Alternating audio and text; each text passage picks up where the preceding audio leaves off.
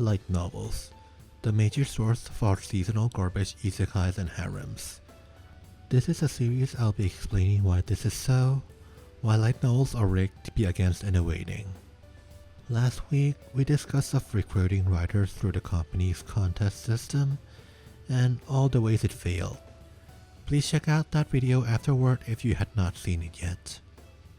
This week, we'll be discussing web novels, the other major way of recruiting light novel authors, and guess what? It's not all that much better. I suppose web novels doesn't need much introduction. They're literally just novels you post online chapter by chapter, where you're free to update whenever.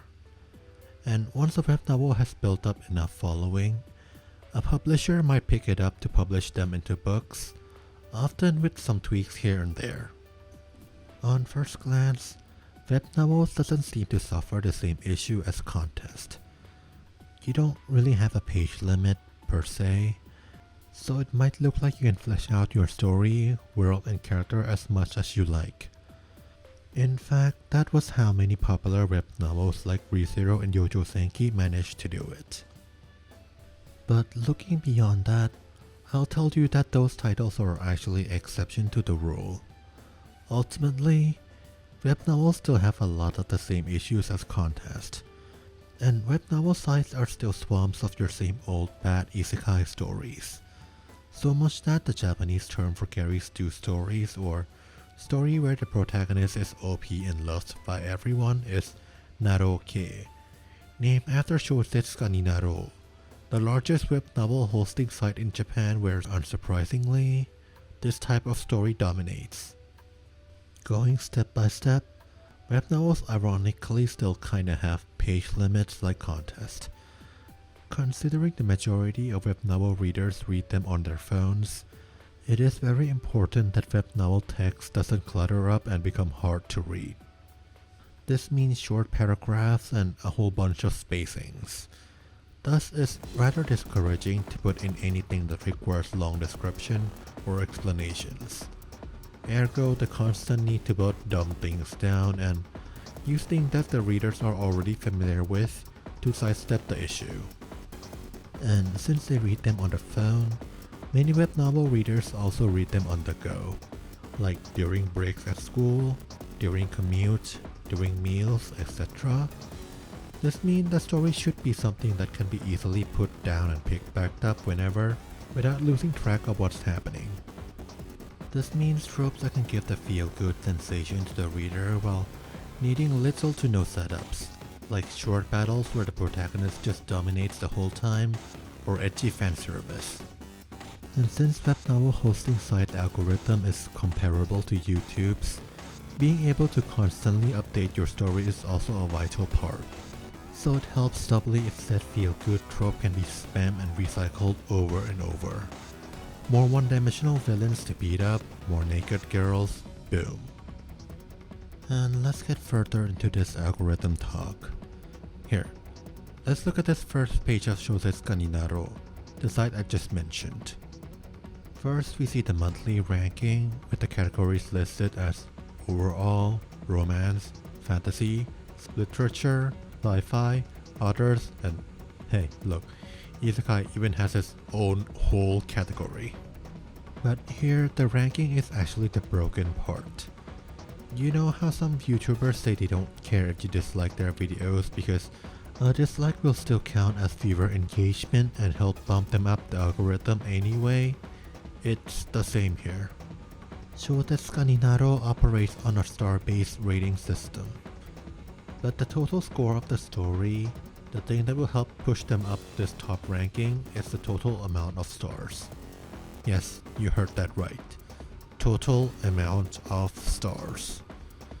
You can have a literal 100 people review bomb it with 1 star, but in the end, all you did was just give that person 100 stars to send them up the charts. So it matters less about writing better stories and more of the stories that will help reach more people, just so they can give you a score, any score at all. Because that will help you up the rankings either way. And once you got enough stars to appear on the front page of the site, then it becomes a feedback loop. You get more exposure to more people coming to read, so you get more stars to keep you stay afloat as long as you continue to crank out something, anything at all. Then come the searching part itself. If you don't want to just use the front page to choose what to read, so how would you go about searching for new stories? Mostly it's going to be through some tags you are already familiar with. This can mean action or fantasy or romance, or it can be character tropes such as tsundere, childhood friend, ojo. But the point is, this means the more of the common popular tags you could cram into your story, the higher the chances your story will come up on search results. The system literally helped those with more cliches. This is also how you got harems, since it's literally a gathering of girls of various archetypes crushing on a single guy. But it's also where you get stories like VRMMO, which apart from being home to all the SAO ripoff, can be put into both isekai and sci-fi categories. So instead of sci-fi isekai being something like getting transported to the space opera or a post-apocalyptic setting, it just ends up with being most of the same setting as standard fantasy isekai, only now you have visible HP bars.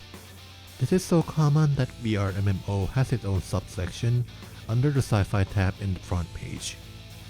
Ironically, this is also why stories with unique settings or premises automatically don't fare well.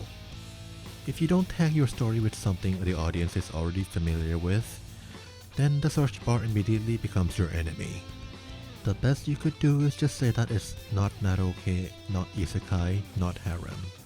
But then not only that these tropes almost doesn't tell you anything about the actual story, you're kinda asking for people who only want to read your story because they hate other people's stories, which isn't really a nice energy to feed off to begin with.